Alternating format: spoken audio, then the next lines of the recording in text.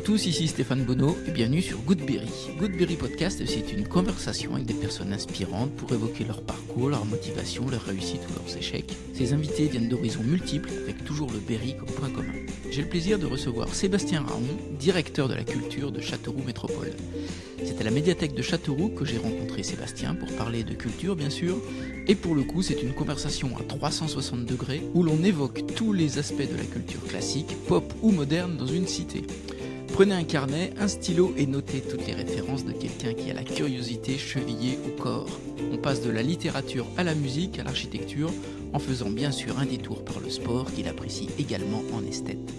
On a parlé de Toulouse, de Joy Division, de Nick Cave, de Georges Sand, d'Éric Cantona, mais on a évoqué aussi l'opéra Giselle, les ailes du désir, les stades ou le Mucem. Allez, je vous embarque à la découverte de Sébastien Raon, un homme curieusement éclectique, ou l'inverse. Goodberry, c'est parti. Bonjour Sébastien. Bonjour Stéphane. Merci de m'accueillir à la médiathèque. Eh ben, c'est un plaisir. Une belle médiathèque sert à accueillir des gens parfaits, donc ça tombe bien. Voilà, le directeur de la culture, c'est important que son bureau soit ici, c'est-à-dire pas loin de la scène nationale et pas loin de la bibliothèque. Pas obligatoirement. C'est un peu le fruit d'un concours de circonstances. Ah ouais. En fait, la directrice de la médiathèque a demandé une mobilité professionnelle. Elle est partie travailler ailleurs. Et quand elle est partie, on m'a dit bon, en attendant de recruter, ça serait bien que tu te mettes à son bureau. Et comme ça fera pour les équipes de la médiathèque, il y aura toujours quelqu'un en direct avec eux. Voilà. Bon, j'avais dit bon, pas de problème. Donc, on m'avait dit pour 3 mois. Et puis, au bout de 3 mois, la directrice générale des services de l'époque me dit « Ah, mais ça se passe bien, la médiathèque. J'ai eu de bons retours. » Bon, j'ai dit « Oui, ça va. » Elle dit « On va prolonger de 3 mois. Ça nous laisse le temps de recruter quelqu'un de bien. » L'été est arrivé et quand je l'ai vu en septembre, elle a dit « Bon, en fait, on ne va pas recruter. Hein. » Et donc, depuis 2017, je suis directeur de la culture, mais aussi directeur du réseau des bibliothèques, parce qu'on n'a pas de directeur des bibliothèques à Châteauroux, donc je fais aussi fonction de directeur des bibliothèques. D'accord. Voilà pourquoi mon bureau est ici. Ah, ok. Super. Mais pour répondre à ta question, en fait, c'est très bien, en effet, que le directeur de la culture soit dans un lieu culturel, et pas complètement déconnecté des réalités, parce que ça me permet de voir quels sont les soucis du quotidien dans les services. J'avais encore tout à l'heure un agent qui est monté me voir parce qu'il y avait un monsieur qui, à 12h30, avait décidé qu'il ne voulait pas partir et que la médiathèque, c'était un service public et que lui, il voulait en profiter et que le personnel n'a pas à aller manger. Voilà, ce monsieur, il voulait rester à la médiathèque parce que c'est un service public. Donc on lui a gentiment dit que le personnel a aussi le droit de manger et de faire des pauses et qu'il fallait qu'il quitte les lieux. Voilà. Ça, c'est le quotidien. D'accord. C'est le premier point d'entrée à la culture, une bibliothèque ? C'est en tout cas le lieu culturel le plus fréquenté en général dans une ville. Donc, et c'est un lieu où on y fait plein de choses. Hein. On n'y fait pas venir regarder des livres ou les lire. Une médiathèque, c'est aussi un lieu où on vient écouter de la musique, où on vient participer à des animations, on vient créer du lien social, on vient draguer. On a plein de jeunes qui viennent draguer à la médiathèque. Ouais, mais c'est un lieu de rencontre, une médiathèque. On a un cyberespace où les gens viennent parfois pour répondre à des offres d'emploi. On a d'ailleurs embauché un médiateur numérique pour aider les personnes qui ont des difficultés sur l'accès au numérique. Donc voilà, c'est un lieu multiple, une médiathèque. On est passé de bibliothèque dans le passé à des médiathèques. Aujourd'hui, on a ce grand terme des troisièmes lieux, des lieux multiples où on y fait plein de choses. Et moi, je prône une bibliothèque le plus ouverte possible sur des projets, avec les habitants. Voilà, des choses un peu différentes. On y a fait des concerts de rock, on y a fait de la musique classique, on y fait plein de choses dans une bibliothèque. Petit, tu fréquentais les bibliothèques ? Non, en fait, moi j'avais l'image de la bibliothèque comme on peut l'avoir, c'est-à-dire le centre de documentation d'un collège, avec une dame à l'entrée avec un chignon bien serré qui, dès que tu rentres, te faisait chute. Et moi, ça me faisait un peu peur, les bibliothèques. Donc, j'y allais, mais je rentrais, je sortais. J'étais pas. En plus, moi, je viens de la campagne, donc c'était pas les bibliothèques comme on les connaît dans les grandes villes. Donc, voilà. Moi, je suis venu aux bibliothèques bien plus tard, en fait. C'est très feutré comme atmosphère, les bibliothèques. Les médiathèques, en tout cas. Ouais. Alors de plus en plus, c'est devenu des lieux avec des espaces totalement différents, avec un côté très feutré, puis un côté où allez-y, amusez-vous, faites les fous. Et ça peut être au contraire très sympa. J'ai été en Allemagne il y a quelques temps et la bibliothèque de Gütersloh, qui est la ville jumelle avec Châteauroux, quand tu rentres à la bibliothèque, déjà on te dit pose tes affaires, il y a un porte-manteau à l'entrée. Jamais en France on oserait dire à quelqu'un posez vos affaires, il y a un porte-manteau à l'entrée. En Allemagne, les gens posent leur manteau et au centre de la bibliothèque, il y a un bar.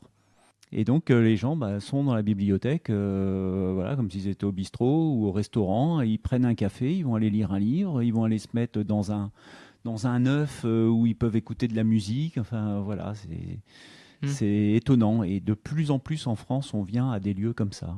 Je sais pas si... Il y a beaucoup de lieux privés qui sont comme ça aussi. Ouais, bien sûr. Ouais. C'est le cas à Becherel, cette commune en Bretagne où il doit y avoir dans la petite commune une trentaine de bouquinistes. Et tu es chez un bouquiniste et puis tu prends un café, tu peux manger un croque-monsieur. Voilà, c'est des endroits vraiment sympas. D'accord. Quand tu dis je viens de la campagne, tu viens d'où? Alors mes parents, j'ai longtemps habité à Ardentes, mais mes parents ont vécu pendant plusieurs années à Orsène, à côté d'Aiguzon. Donc voilà, on est vraiment dans le milieu rural, on est à 40 km de Châteauroux, donc voilà, il y a des contraintes. Ouais, ils faisaient quoi? Dans une famille de commerçants, mes parents faisaient les marchés à une époque, le marché de Saint-Ouen, le marché de Sainte-Sévère, mes grands-parents aussi. Voilà, mes grands-parents, mon grand-père fabriquait des parapluies et des couteaux, des ciseaux à Ardentes et j'étais très fier et je le suis encore d'avoir des ciseaux qui ont écrit dessus Raon Ardentes. Ah ouais. Parce qu'à l'époque, quand mes grands-parents achetaient des ciseaux à Rion ou à Thiers en Auvergne, eh ben, on était obligé de mettre le nom de la personne qui le revendait.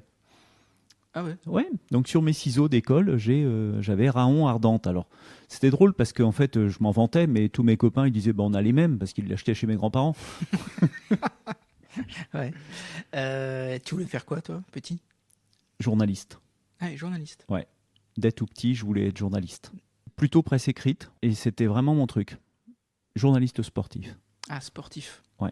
Ou musical, mais je me voyais journaliste, voire même grand reporter. Je me voyais bien avec un appareil photo couvrir les conflits. Et sportif, t'avais des sportifs petits que t'aimais bien? Et des figures du sport, moi je suis né en 71, donc forcément Yannick Noah, quand il a gagné Roland-Garros en 83, ça reste un de mes grands souvenirs. Après, moi je regardais le Tour de France, j'adorais ça, les Fignon, Hinault. Voilà, j'ai vécu toute cette époque-là. Et puis le foot. Voilà, moi, je suis passionné de foot, de rugby. J'ai vécu l'équipe de France qui perd, en fait. Moi, j'ai vécu le drame de la Coupe du Monde 82, 86, la non-qualification à la Coupe du Monde 90. Voilà, j'ai vécu ça. Alors, quand on a gagné en 98 et en 2000, 98, c'était beau, mais 2000, pour moi, c'était encore plus beau. Voilà, pour moi, ça a été... On peut mourir tranquille, comme disait l'autre. Exactement. Comment se passent les études après? Mes études à moi? Ouais. L'école m'a jamais aimé, en fait. Ouais, j'étais pas très scolaire. J'aimais pas la relation avec les enseignants, en fait. Je me sentais pas à l'aise. J'avais l'impression qu'ils me comprenaient pas. Moi, j'avais pas envie d'apprendre par cœur des trucs. J'avais pas envie de lire des livres qu'on me forçait à lire. J'avais envie de découvrir les choses par moi-même, donc j'étais assez rebelle. Pas un très bon élève, j'avais mes matières de prédilection, j'adorais l'anglais, j'adorais le sport. Par contre, j'étais laborieux, voilà, j'avais pas envie de me forcer, je savais ce que je voulais faire, je voulais être journaliste et les profs me disaient tu le seras jamais, t'as pas le niveau. Et comme je suis un peu sportif, en fait, plus on me dit que tu n'y arriveras pas, plus j'ai envie d'y arriver et de leur montrer que, voilà, quand on veut quelque chose, si on s'en donne les moyens, on peut le faire, en fait. D'accord. Je quitte le lycée, j'étais à Jean Giraudoux, je quitte le lycée, je m'inscris à des prépas, prépa lettres modernes, où je suis pris. Et quand je reçois ce qu'il y a à faire pendant les vacances, je me dis, j'ai pas envie de me taper 50 livres à lire pendant les vacances, j'ai envie de vacances. Donc j'y suis jamais allé. Mais non. Et j'avais postulé à l'IUT de Toulouse, en communication, et du coup je suis allé à l'IUT, j'ai fait 2 ans d'études à Toulouse en communication. Je suis parti pour la ville, en fait. Moi j'adore Toulouse, donc d'entrée de jeu j'avais dit que je ferais mes études à Toulouse. Je voulais faire mes études à Toulouse, donc je suis allé à Toulouse. Et pourquoi Toulouse? Parce que j'y suis allé quand j'étais gamin et j'ai eu un coup de cœur pour cette ville. Voilà. C'est Coup de cœur architectural, coup de cœur de la vie à Toulouse. C'est la seule ville de France où tu as un bouchon à 1h du matin un jeudi soir, quoi. Enfin, et c'est une ville qui vit la nuit, c'est une ville qui a qui est multiculturelle. Voilà, on vit un peu à l'espagnol, je trouve, à Toulouse. Et moi, cette ville, je l'ai découverte vraiment par hasard. Et quand j'ai eu 20 ans que je suis parti faire des études, c'était non négociable. Je voulais aller faire mes études à Toulouse. Et puis après, à mon époque, on devait faire l'armée. Et donc, j'ai été rappelé pour aller faire l'armée. Et alors pour la petite histoire, je devais aller faire mes 3 jours à Blois. Et quand j'ai reçu ma convocation pour les 3 jours, j'ai dit « Ah non, je ne vais pas pouvoir venir parce que j'ai le concert de Noir Désir et je ne raterai pas Noir Désir en concert. » Et on m'a dit « Monsieur, c'est la gendarmerie qui va venir vous chercher. » Donc j'ai réussi à négocier pour avoir une attestation de l'IUT pour dire que j'étais en examen ce jour-là et que je ne pouvais pas aller faire mes 3 jours. Donc j'ai pu faire mes 3 jours après, j'ai pu voir Noir Désir en 93 en concert à Toulouse. Voilà, ça c'est la petite histoire. Donc après, je me suis dit, je veux pas faire l'armée, je me sentais pas, je voulais pas courir dans la boue. Et je me suis dit, je vais prolonger mes études, mais je savais pas trop quoi faire. Et du coup, j'ai prolongé au maximum. Donc, je suis allé à Bordeaux où j'ai fait études de sociaux. Alors, Bordeaux, c'était aussi la ville un peu qui me tentait. J'avais fait 2 ans à Toulouse. Je me voyais y rester. Et puis, là, j'ai eu il n'y avait pas sociaux à Toulouse à l'époque. Et donc, je suis parti à Bordeaux 2 ans où j'ai fait de la radio à Bordeaux notamment. J'étais animateur radio sur une radio associative qui s'appelait Radio Sauvagine à l'époque, et je faisais une émission qui s'appelait La Source Ardente où je passais des musiques, le morceau d'origine et la reprise. Ah, génial. Voilà, c'était le thème et j'ai fait ça pendant 1 an et demi. Voilà. Donc là, j'ai fait licence de sociaux et après j'ai été rappelé par l'armée, donc j'ai été obligé d'aller faire mon service national. D'accord. Pour revenir aux reprises, quelle est la meilleure reprise d'un morceau existant ? Oula, la question est bonne. Je me suis jamais posé la question tellement qu'il y en a. Allez, je vais dire le Alléluia de Jeff Buckley. Ah oui. La chanson de Leonard Cohen. Ouais, ok. Ouais, je pense qu'elle est juste parfaite, mieux que l'original. D'accord. Qu'est-ce que tu retiens de ces années en sociologie ? J'ai jamais pris une note. Je prenais pas de notes. J'allais dans l'amphi pour écouter les profs. Ils étaient tellement passionnants en fait. Ouais, je me suis retrouvé avec des pointures, des profs d'un niveau mais exceptionnel. J'avais François Dubé, qui était la star de la socio à l'époque. Il était sur tous les plateaux de télé dès qu'il y avait des questions sur l'éducation. Et moi, je l'avais dans l'amphi. Voilà, donc j'avais lui, j'avais un type dont je me rappelle pas le nom, qui était un passionné, qui faisait des cours d'ethnographie. C'était passionnant. Et en fait, moi j'y allais pour le plaisir d'écouter les profs. Tu avais l'impression que c'était des livres ouverts. Et j'avais plein de copains qui disaient « Oh, moi je vais pas en cours, j'achète les bouquins et ça me suffit. » Mais moi je faisais le contraire, j'achetais pas les bouquins mais j'allais en cours pour les écouter. Il y a des enseignements qui te servent aujourd'hui encore ? Je crois que la socio ça sert toujours en fait. Mais pour comprendre un petit peu comment les gens évoluent, les attentes des personnes. Ma femme dit toujours je fais de la socio sans le savoir en fait. De temps en temps je passe mon temps à regarder les gens. Si je suis au resto, des fois, je regarde ce qui se passe autour de moi. J'aime bien regarder l'attitude des gens. Là, j'étais à Paris pour les JO la semaine dernière. Voir les gens, comment ils se comportent dans la rue. En fonction des nationalités, on voit des attitudes différentes. Ouais, je pense que ça me... Tu penses que les gestes disent beaucoup ? Ouais. On passait beaucoup de temps avec les copains à regarder ce qui se passait dans la rue en étant assis aux terrasses des cafés à Bordeaux. Ouais. Donc... voilà, on faisait de la sociologie à notre niveau. Hein. J'imagine. L'armée, c'est un bon souvenir ? Ah ouais, très bon. Je l'ai fait de manière très difficile à la mairie de Châteauroux, dans le civil. Et tu t'occupais de quoi ? Je faisais un journal de quartier qui s'appelait Le Petit Beaulieu, qui était sur le quartier Beaulieu. Et je participais à l'émission avec Canal Saint-Jean à l'époque et Canal Beaulieu, qui était avant BIP TV, en fait. D'accord. Qui était sur Châteauroux. Et c'est la première fois que tu intègres une collectivité locale ? Ouais. Ouais. J'avais fait un stage, mon stage de DUT, je l'avais fait à la mairie, en fait, déjà, au service communication de la mairie de Châteauroux. J'avais participé au Tour de France, notamment, quand il était passé. Voilà. Mais je ne me voyais pas bosser dans la fonction publique, en fait. Ça n'a pas été un déclic ? Non. Ça ? Non, c'est vraiment le fruit du hasard. D'accord. L'armée, et après l'armée ? Après l'armée, j'ai travaillé tout de suite, en fait. J'ai travaillé à la chambre de commerce Ici. de l'Inde, ouais, service communication. Après, j'ai travaillé 2 ans à Vierzon, dans un club de tennis où j'étais prof de tennis et agent de développement associatif. Donc voilà, j'ai passé 2 ans. Après, j'ai travaillé à la Fédération de l'Inde des familles rurales comme agent de développement aussi, où j'aidais les associations à monter des projets. Ça, j'ai adoré ça. Et pourquoi? Parce que j'allais sur le terrain. Moi, j'aime le terrain. J'aime aller au-devant des gens. J'aime aider à monter les projets. J'ai 50 000 idées à la seconde. Donc, si j'arrive à avoir des gens qui me suivent, ça va bien. Donc ça, j'ai adoré.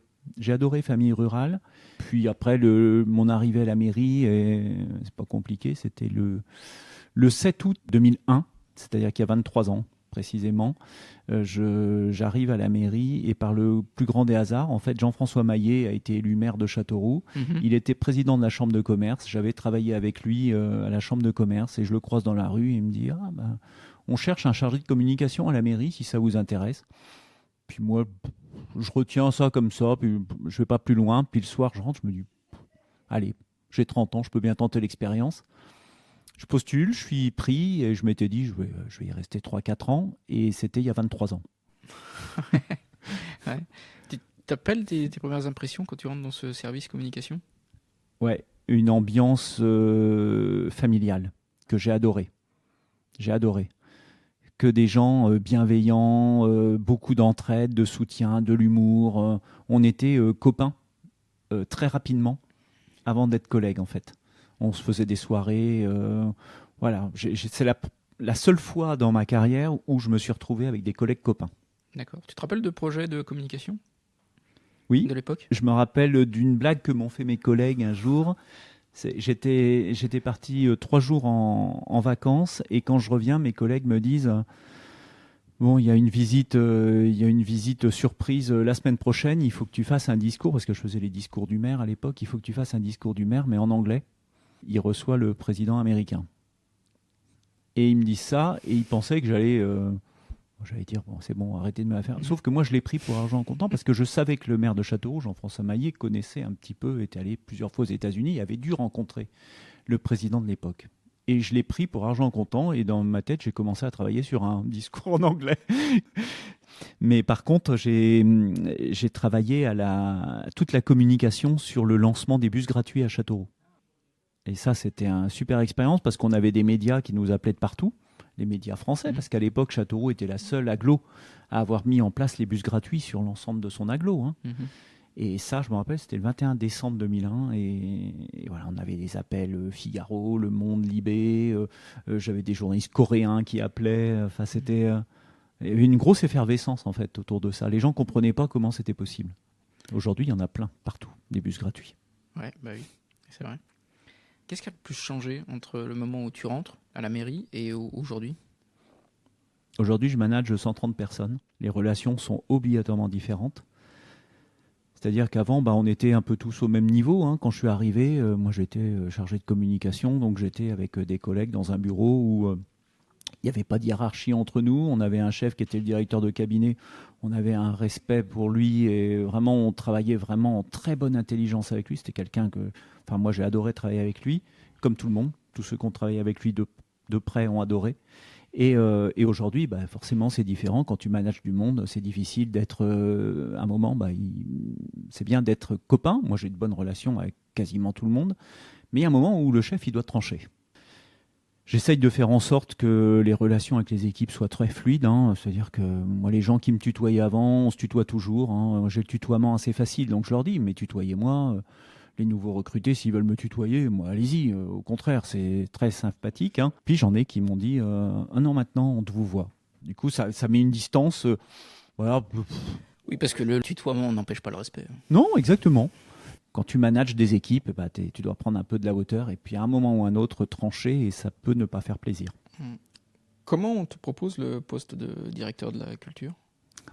De manière un petit peu étonnante. En fait, 2014, le maire de Châteauroux est élu, Gilles Avrousse. Il recrute une directrice générale des services qui fait le tour de tous les responsables. Donc moi, à l'époque, j'étais responsable du service événementiel. Donc j'étais en gestion, en coordination de tous les événements sur la ville. Et la DGS demande à me rencontrer et elle me demande qu'est-ce que vous faites. Voilà, que je lui explique mon travail. Et puis elle me dit vous avez quand même une forte appétence pour la culture. J'ai écouté, oui, c'est un peu ma passion. Et puis on vient à parler sport. Et puis je lui dis la culture c'est bien, mais j'adore le sport aussi. Et là elle me dit alors là vous m'intéressez. Et j'ai pas compris pourquoi. Et 2 jours après elle me rappelle, elle me dit on crée un poste de directeur de la culture et des sports. On aimerait que ce soit vous, on en a parlé avec les élus en charge, et on voudrait que ce soit vous. C'est audacieux de lier les deux. C'est pas souvent le cas. Ouais, ça n'a pas marché. Non, ça n'a pas marché. C'est compliqué parce qu'en fait, je me suis retrouvé avec, je passais d'une dizaine d'agents à gérer à plus de 200. Et dans les 200, des personnes avec qui j'étais très pote et qui ont appris un peu comme moi par hasard que c'était moi qui étais fléché, alors que je ne l'avais pas obligatoirement envisagé. Puis c'est chronophage en fait. J'avais l'événementiel, la culture, le sport, et tout se passe le week-end. Donc tu prépares les événements la semaine, mais le week-end, il faut y être. Et donc au bout d'un moment, j'ai un record à 21 jours de suite de travail en plein mois de juin. Fête de la musique, fête de je ne sais plus quoi, J'en pouvais plus. Donc voilà, des fois où c'est un petit peu... c'était too much. Donc le poste a été redimensionné en 2017 et c'est là où la directrice de la médiathèque est partie. Donc on m'a dit, écoute, tu gardes la culture, par contre on ne recrute pas de directeur des bibliothèques et tu feras les deux. Quelle est ta patte, toi, sur la culture ? Quelle est ton approche de la culture dans une cité comme Châteauroux ? Elle est bonne la question parce que j'y ai réfléchi quand pendant le Covid en fait où j'avais un peu de temps en fait j'ai demandé au maire si je pouvais travailler sur une politique culturelle qu'on pourrait faire valider aux élus et en fait moi le principe j'aime pas quand on dit la culture pour tous parce qu'on a l'impression que c'est on balance de la même culture pour tout le monde et moi j'aime bien quand on dit la culture pour chacun c'est-à-dire que tout le monde doit retrouver la culture dont il a envie et pas forcer les gens à aller tous vers un même type de culture. Moi, j'aime bien la culture quand on associe les gens, en fait.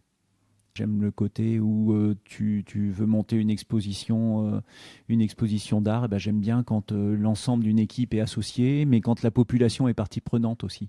Et ça, c'est vachement dur, en fait. Parce qu'on se dit, c'est pas compliqué, on va demander à la population de participer. En fait, les gens, ils savent pas vraiment en quoi ça consiste, ils ont pas envie. Donc, c'est beaucoup de temps à passer. Mais je trouve que ça, c'est des vrais paris. Et pour moi, la vraie image de la culture, c'est vraiment on va vers la population, mais la population participe. Tu trouves que c'est difficile de faire bouger les gens ? Oui. Pourquoi ? Parce que je pense que les gens sont devenus consommateurs de plus en plus. La faute à l'événementiel, la faute au grand festival, aux grandes structures où les gens y viennent, ils payent leur place et c'est tout. Aujourd'hui... Allez, si on prend l'exemple du festival des Vieilles Charrues à Carré, à l'origine, c'était les habitants qui l'ont mis en place, ce festival. Aujourd'hui, c'est une multinationale presque. Donc, ça perd tout charme, en fait. C'est tellement bien quand on associe la population. Les JO, c'est une vraie réussite pour ça. Parce que les JO, on a des volontaires qui sont issus de la population qui viennent donner un coup de main. Et dans la culture, moi, je suis convaincu qu'on peut faire pareil. Et je pense que Bourges, avec la capitale européenne de la culture, ils vont se servir des leçons de Châteauroux et du niveau de volontariat. C'est 600 volontaires sur la ville, c'est énorme. Et pour justement porter des projets culturels avec les populations. Mais c'est dur, c'est pas... Plus on est dans le Berry, nous les Berrichons, on a un peu peur toujours. On va pas au-devant. Tu vas dans le sud, les gens ils sont beaucoup plus ouverts. Voilà. Mais nous, c'est un peu dur de passer la première couche. Ils attendent de voir si ça marche avant d'y aller ? Oui, c'est ça. C'est bon, on ne sait pas. Et si ça marche, par contre, on ira après. Voilà. Mais le premier effort, c'est dur. Et on le voit dans les associations, le nombre d'associations qui peinent à trouver des bénévoles, en fait. Alors, des dirigeants, n'en parlons pas. Moi, je fais toujours la différence entre un bénévole et un dirigeant. J'étais dirigeant d'association. Des bénévoles, tu en trouves toujours. La personne qui va venir donner un coup de main sur une soirée, voilà. Mais des dirigeants qui sont prêts à s'investir sur la durée, sur du long terme, avoir à gérer des trucs un peu merdiques, des dossiers de subventions, des suivis de travaux, des déplacements d'équipes, des choses comme ça, on peine à les trouver. Quand tu prends le poste de directeur de la culture, tu as une mesure emblématique en tête ?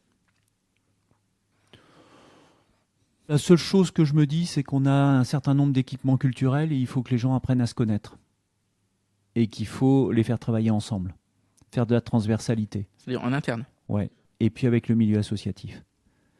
Il faut associer davantage le milieu associatif. Au bâtiment culturel. Ouais. Peut-être un exemple. Faire rentrer les associations dans les... Tout bêtement, les listomanias, voilà, que les listomanias organisent des concerts au musée, à la médiathèque. Pour moi, ça va de soi. C'est-à-dire que c'est un festival qui est subventionné par la collectivité. Il faut que la collectivité, que ces équipements culturels soient aussi à disposition de la manifestation. Voilà, ça me paraît évident et ça marche très bien. C'est-à-dire que les concerts des listomanias à la médiathèque ou des représentations, des accueils de groupe, ça marche très bien. Des concerts du conservatoire au musée, ça fait un tabac. Et ce croisement des publics, ce croisement des esthétiques, pour moi, c'est un truc que j'avais en tête depuis le début. C'est-à-dire que je ne vois pas que chacun travaille dans son coin. Moi, il m'est arrivé de faire des réunions de service du musée à la médiathèque, des réunions des équipes de la médiathèque au conservatoire pour apprendre que les gens connaissent les lieux. Il n'y a pas pire que quelqu'un qui est à la médiathèque et qui dit « Mais c'est quoi les gens de la mairie ?» Les gens de la mairie, c'est vous. Vous êtes de la mairie. Donc, allez voir ce qui se passe ailleurs. Voilà. Faut un peu s'ouvrir, un peu être curieux et puis apprendre à se connaître. Moi, aller faire des concerts dans le musée, je trouve ça super. Il faut le faire plus, encore plus. On a la directrice des Beaux-Arts, Nathalie Sécardin, qui va venir faire des animations, des ateliers Beaux-Arts à la médiathèque à la rentrée. Voilà, des sensibilisations. Et ça marche. Donc pour moi, ça, c'est des vraies réussites. Les JO, mais c'était... moi, j'y suis allé à Paris, je trouvais que c'était fantastique. C'est-à-dire, comment on peut avoir... jusqu'à présent, on se disait, tiens, les JO, c'est dans les gymnases, c'est dans les grandes salles. Mais là, c'est dans les lieux culturels d'une ville. Plus jamais, on reviendra, je pense, à des épreuves normales dans des lieux normaux. Voilà. Paris a donné une telle image que c'était... l'escrime au Grand Palais, c'est... Et ça donne des idées en local, ça ? On a fait un concert à Balzaneo. Le conservatoire a fait un concert à Balzaneo. On peut faire plein de choses. Ouais, des idées, j'en ai plein. Après, il faut les moyens, il faut... moi, je suis agent territorial, donc j'ai des élus. Hein. C'est eux qui décident. Moi, je suis force de proposition. Moi, je propose une programmation, eux, ils la valident. Mais voilà, il y a des choses que j'ai envie de faire. Et je voulais faire pour les JO, là, je voulais faire dans le cadre des Olympiades culturelles, j'avais l'idée de faire des concerts avec un pianiste qui tournait dans tous les lieux, enfin pas dans tous, mais dans plein de lieux sportifs. Et c'est une bonne idée sur le principe. En fait, après, faut juste des moyens. Et puis du temps d'organisation et puis beaucoup de communication. On dit souvent au national, tu vois, que la culture, c'est à peu près 1% du budget. C'est ça, oui. C'est ça, hein. Oui. C'est la même chose en local ? Non, à Châteauroux, on est au-delà de la moyenne nationale des collectivités. On doit être autour de 10% du budget de la collectivité. Ouais, ce qui est beaucoup. Oui. La moyenne doit être à 8 et nous, on doit être à 10 ou 11. Il faut beaucoup d'argent pour mener une politique culturelle digne de ce nom ? Tout ce qu'on sait dans la culture, c'est qu'il faut de l'argent, mais on sait que ça ne rapportera jamais autant que qu'on dépense. C'est-à-dire qu'un conservatoire, on sait que ça coûte de l'argent, hein, parce que les profs, il faut les payer. Un élève au conservatoire coûte environ 2300 € à une collectivité. Quand on paye le salaire du prof, l'entretien du bâtiment, donc ça coûte de l'argent. Après, qu'est-ce qui fait l'attractivité d'une ville ? C'est la culture, le sport. Voilà. Donc il faut aussi s'en donner les moyens. Si Châteauroux est attractif, c'est parce qu'il y a une scène nationale de haut niveau, avec une programmation ambitieuse, parce qu'il y a une médiathèque qui est très bien fournie. Voilà. On a des nouveautés régulièrement, hein. On a un budget qui est normal pour une bibliothèque de ce niveau-là. Le conservatoire, on a des profs de haut niveau. Hein. Si on avait des mauvais profs, on perdrait des élèves. Le musée est un musée qui est méconnu, mais qui est en train de se développer à vitesse grand V depuis 3 ans, où on a embauché une responsable des publics. Donc là, on fait beaucoup d'actions de médiation en direction des écoles. Et si on arrive à convaincre les enfants, on a les parents qui viennent après. Donc là, on est en train de prendre vraiment un grand tournant en matière de culture, avec un projet à Racine de mettre une cité des arts et de la culture. Donc ça, c'est un projet qui peut transformer la ville dans les 7-8 ans. Là. Conservatoire, beaux-arts, d'avoir des salles associatives, de mettre les réserves du musée, peut-être des salles d'expo. de faire une vraie cité des arts et de la culture. Donc ça, c'est vraiment le projet vraiment ambitieux, mais qui est pour moi je crois que le maire l'a mis dans ses priorités de fin de mandat. Donc là, on va lancer ça très rapidement pour que ce soit ouvert peut-être en 2027-28. Ouais. Avec un bâtiment intéressant. Ouais, et il est fantastique. Ça te parle l'architecture ?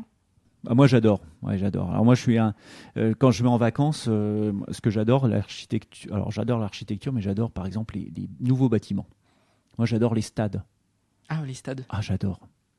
J'adore visiter les stades. Je trouve que les stades, la plupart des stades dans les grandes villes sont ultra modernes. Et pour moi, c'est un modèle de construction. Quand je suis allé à Marseille il n'y a pas longtemps, mais devant le Vélodrome, mais je suis épaté par le bâtiment. J'étais à Lisbonne, j'ai vu l'Estadio de Luz, mais c'est fantastique. C'est ultra moderne, c'est beau, ça prend sa place au milieu d'un patrimoine ancien. Donc moi, j'adore toutes ces nouvelles constructions. Alors, j'adore la Cité du Vin de Bordeaux, par exemple, qui est un bâtiment magnifique, qui est totalement décrié par les anciens Bordelais, qui trouvent que c'est une verrue au milieu des quais, alors que les quais étaient tout pourris. C'est pas la place des Quinconces ou la place du Parlement, mais c'est tellement beau. Moi, j'adore, voilà, ce bâtiment. D'aucuns diront que les nouveaux stades, ils perdent peut-être un peu d'atmosphère des anciens. Oui, mais ils ont gagné en sécurité, en fluidité d'accès, en propreté. Et en confort. On est tellement bien dans les nouveaux stades, on est assis partout. Ton stade préféré ? Je crois que le Vélodrome, quand même, c'est quelque chose. Ouais. Alors, moi, je l'ai vu plein lors d'un match, c'est magique. Alors, je voudrais aller à Lens, quand même, parce que je ne l'ai pas fait, Bollaert, mais... J'ai fait. Ouais. Mais ça me plairait quand même de voir Lens. Ouais. Et ça, c'est pas un nouveau stade ? Non. Tu vois ? Non. Mais justement, Lens, c'est au-delà du stade, c'est l'histoire. C'est l'histoire du club, en fait. On peut parler de cinéma dans les arts. Quelle est la place du cinéma ici à Châteauroux ? Alors, on a un CGR qui fait son job, et on a l'Apollo, qui est une salle magnifique que je fréquente assez régulièrement. Alors moi, je suis très cinéphile, donc je vais beaucoup au cinéma. Alors, à Châteauroux, j'y vais, mais dès que je vais en déplacement, si je suis un soir à l'hôtel, je vais au cinéma. Des fois, je fais 2 séances de suite. Ah oui ? Ah oui, j'ai pas peur, j'adore ça. J'adore le cinéma. J'adore l'ambiance d'une salle de cinéma. J'adore... Puis j'aime voir les films quand ils sortent, en fait. Et je déteste lire une critique de film. C'est-à-dire que je ne vais jamais lire une critique avant d'aller voir le film. J'aime pas être influencé. Quel est le film iconique pour toi ? Les ailes du désir, de Wim Wenders. Ah oui. C'est mon film culte. À chaque fois qu'on me pose la question, je réponds ce film que j'ai dû voir 10 fois, que j'adore. Il y a ce côté le Berlin avec les deux mondes, avec ces anges qui sont au-dessus de la ville, qui écoutent dans la tête des gens. J'adore l'atmosphère, j'adore le côté rock. Il y a mon chanteur préféré dans le film, il y a Peter Falk, Monsieur Colombo, qui est dans le film. Voilà, cette atmosphère, j'adore ce film. Ton chanteur préféré ? Nick Cave. D'accord. Et dans le film ? Il est dans le film, oui. D'accord. À l'époque, je pense, de son premier groupe Birthday Party. Tu connais la ville de Berlin ? Non, c'est dans les projets des 2 ans à venir. Tu voyages quand même pas mal ? J'essaye. Ouais. Il y a une ville qui t'a touché ? Alors moi, je suis un grand fan de Londres, où je vais depuis très jeune, et j'adore cette ville. Alors, je suis seul dans ma famille à aimer Londres, hein, mais moi, j'adore l'ambiance de Londres, qui est une ambiance un peu rock'n'roll. J'aime voir à la City ces types qui vont en costume cravate avec des Doc Martens. Puis le côté un peu punk de Camden. Puis j'aime fouiller dans les disquaires. Donc, Londres, c'est vraiment la ville que j'adore. Et puis d'autres, après, j'oublie Paris, qui est vraiment une ville magique. Mais après, j'étais à Prague, là, il n'y a pas longtemps. C'est une ville que j'ai redécouvert. J'y étais allé en 94. J'ai redécouvert Prague. En fait, c'est une ville qui est étonnante, en fait. Je suis allé voir un concert de jazz au Raduta Jazz Club, qui est le plus vieux club de jazz du monde. Et j'étais assis à la place où s'asseyait Miles Davis. Voilà. Bill Clinton a joué du saxo 2 mois avant que j'y aille. dans cette salle de jazz. Voilà. Quand je voyage, j'aime aller découvrir des lieux comme ça. J'ai fait le musée d'art moderne de Prague. Je me laissais emporter par la ville, en fait. Ouais, t'as une curiosité avec la culture ? Ouais. Je m'autorise tout en culture. C'est-à-dire, j'ai du mal, quand je vais dans une ville, à me dire je vais pas aller visiter soit le musée ou je vais pas aller à la médiathèque la voir. Maintenant, c'est devenu un réflexe, en fait. Tu vas pour toi ou tu vas pour prendre des idées pour Châteauroux ? Non, j'y vais pour moi, et puis après, des fois, il y a des bonnes idées qu'on prend. Hein. Mais tu vois, j'ai fait le Mucem à Marseille, mais c'est magique ce lieu. J'ai adoré le Mucem. Voilà, mais j'avais pas prévu d'y aller, mais je suis passé devant. Je me suis dit, je peux pas ne pas rentrer au Mucem. L'architecture ? Oui, l'architecture, le positionnement dans la ville, c'est tellement beau. Si tu avais une baguette magique, qu'est-ce que tu voudrais faire ici, à Châteauroux ? Je pense que quand on aura fait la Cité des Arts et de la Culture, en matière de culture, on aura déjà fait quelque chose d'énorme. Alors après, voilà, si j'avais une baguette magique, oui, je pense que je transformerais le centre Racine en grande Cité des Arts avec un espace...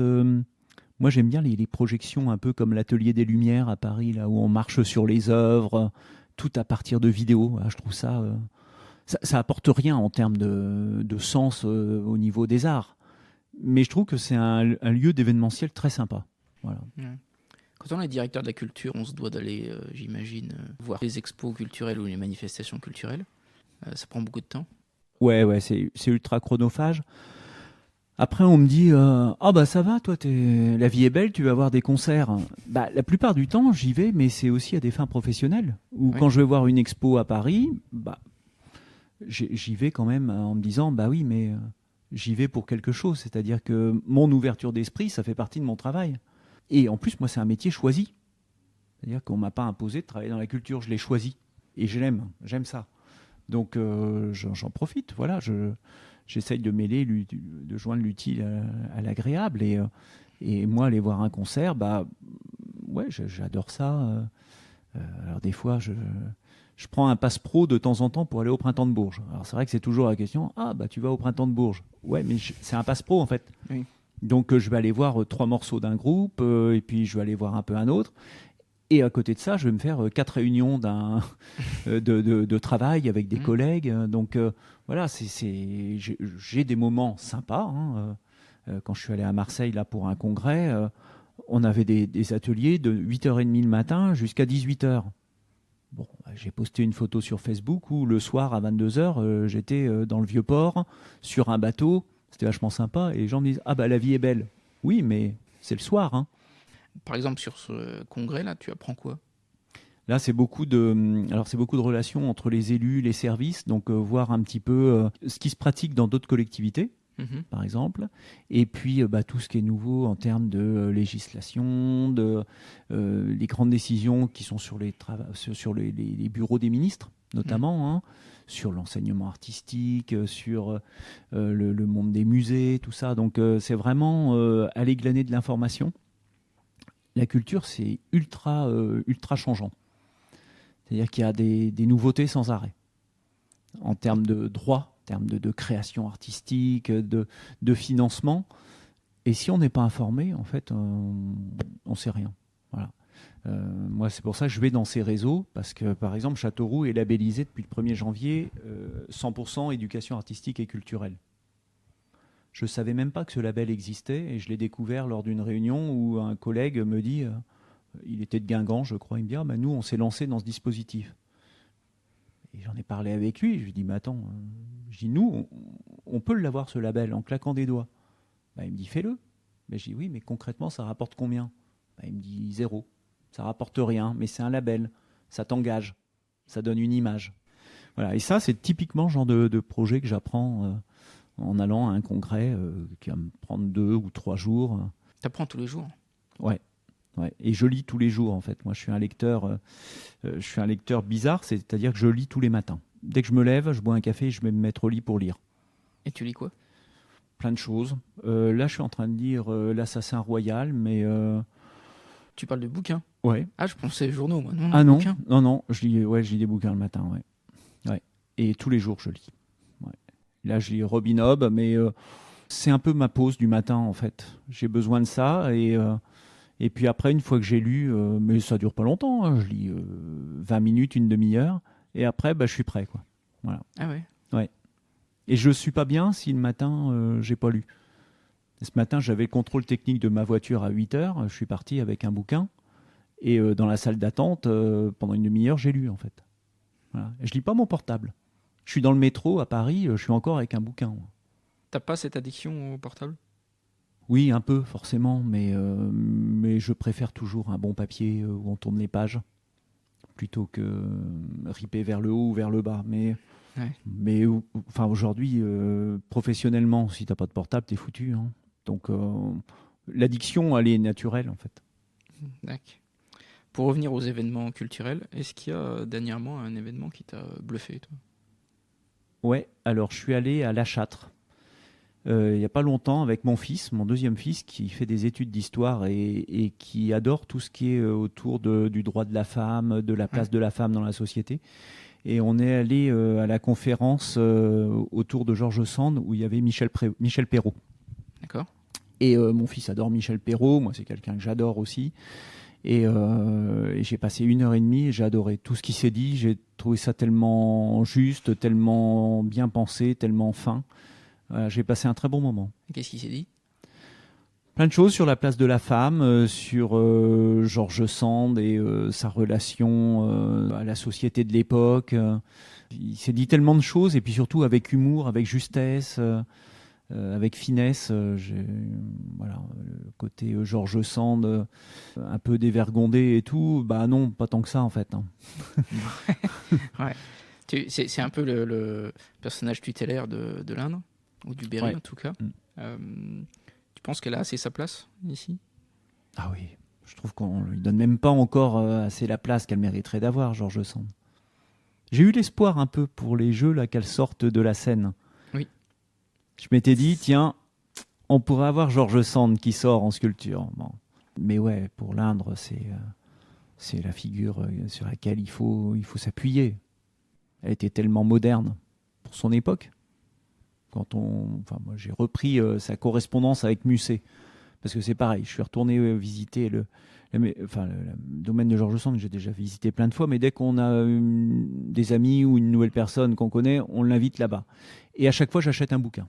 J'adore les librairies de musées, en fait, ou de maisons, j'adore ça. Et à Nohant, elle est très sympa, je trouve. Allez, super. Et j'ai acheté la correspondance avec Musset. Quand on lit ça, moi j'adore, ça pourrait être écrit maintenant, en fait. Top. Sébastien, on arrive au terme du podcast. J'ai quelques petites dernières questions qui sont un peu rituelles. Ouais. Si tu avais un album musique à me conseiller, que je dois avoir dans ma discothèque.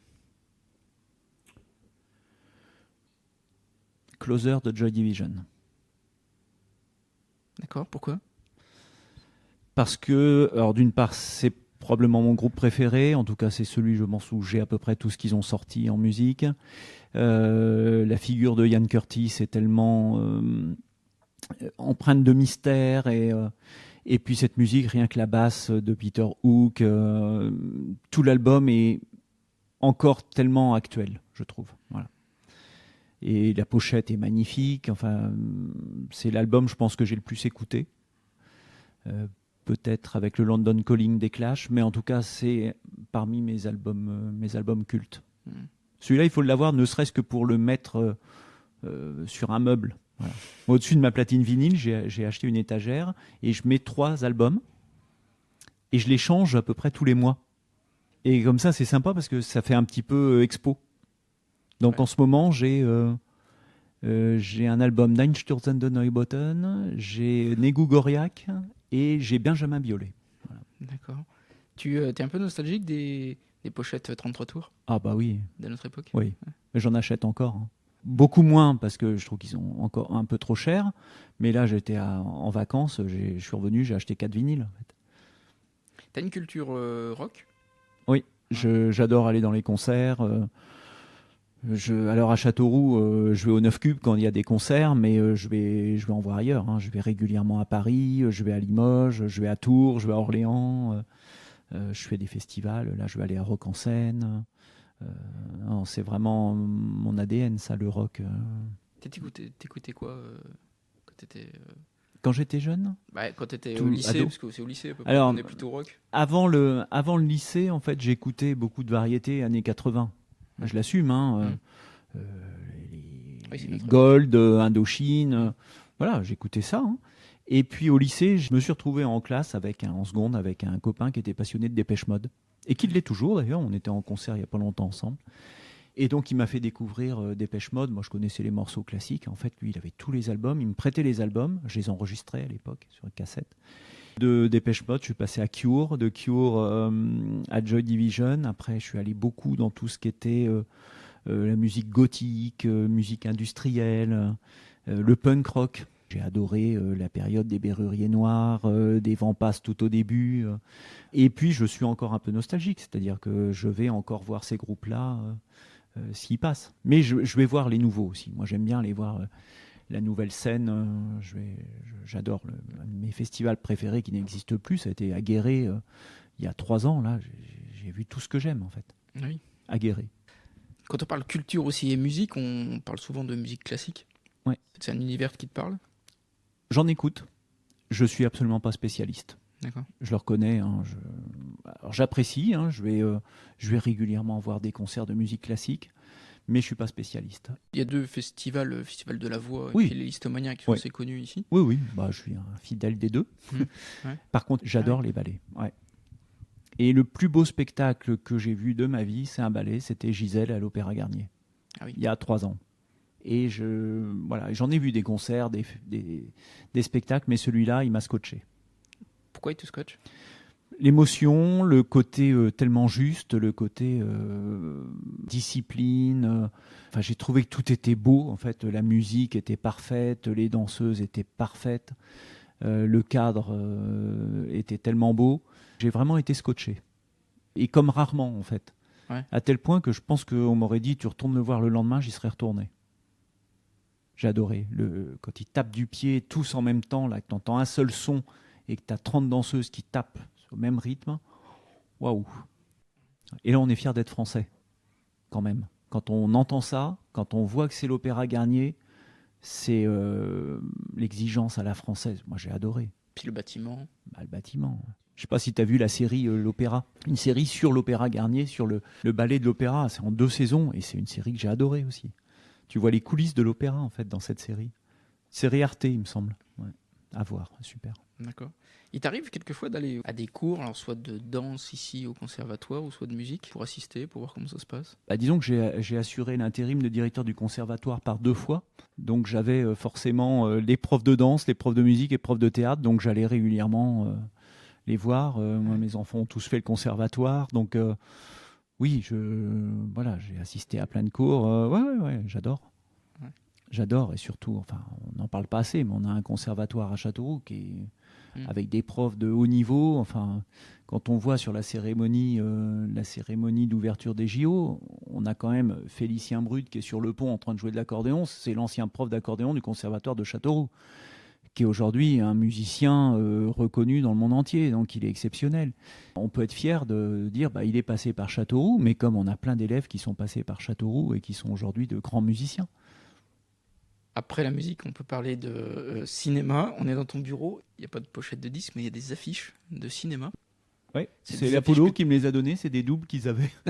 Donc Ken Loach, qui est un de mes réalisateurs préférés, Almodovar, que j'adore, et puis mon film actuel préféré, qui est Portrait de la jeune fille en feu, que j'ai adoré.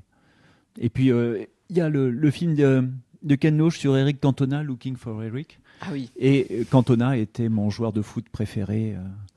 Tu étais à Manchester? Ah, j'adorais. Ouais, j'ai revu plein de fois quand il a fait son retour à Manchester là, après sa suspension, où tout le monde crie ouah Cantona, mais c'est tellement beau. Non, mais j'adore. Cantona, c'est voilà. Un peu rebelle aussi. Ouais, mais c'est ce que j'aime. Un peu rock'n'roll aussi. Ouais, exactement. Ouais. Si tu avais un livre à me conseiller. Le parfum de Patrick Suskind. Ah, génial. Que j'adore. Et en fait, avec le recul, j'aurais peut-être dit Le joueur d'échecs de Stefan Zweig. Ouais. Et dans ce que j'adore, il y a les chroniques de San Francisco d'Armistead Maupin. Voilà.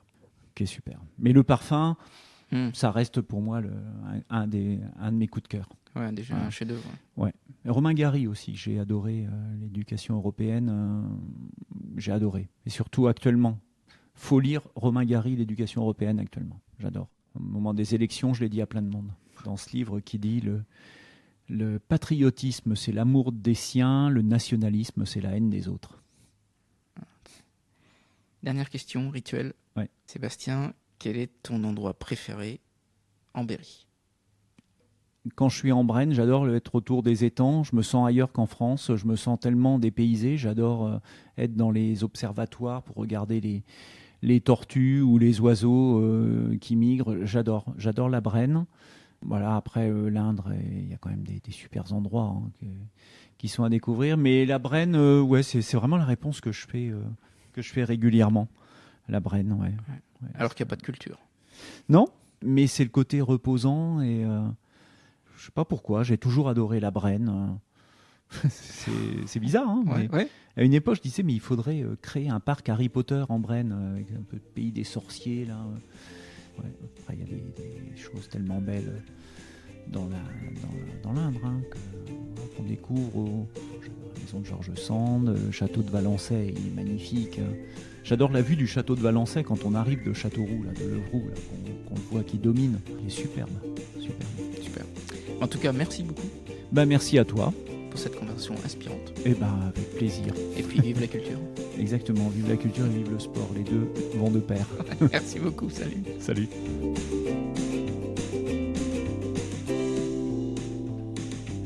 Hello, j'espère que cette conversation à 360 degrés vous a plu. Merci à tous les auditeurs qui ont partagé les posts et qui en parlent autour d'eux. C'est le moyen de faire découvrir le projet Goodberry au plus grand nombre et de faire découvrir notre si beau territoire. Je vous donne rendez-vous pour le prochain épisode pas très loin de la médiathèque de Châteauroux. D'ici là, portez-vous bien et restons curieux et sportifs, comme le rappelle Sébastien Raon.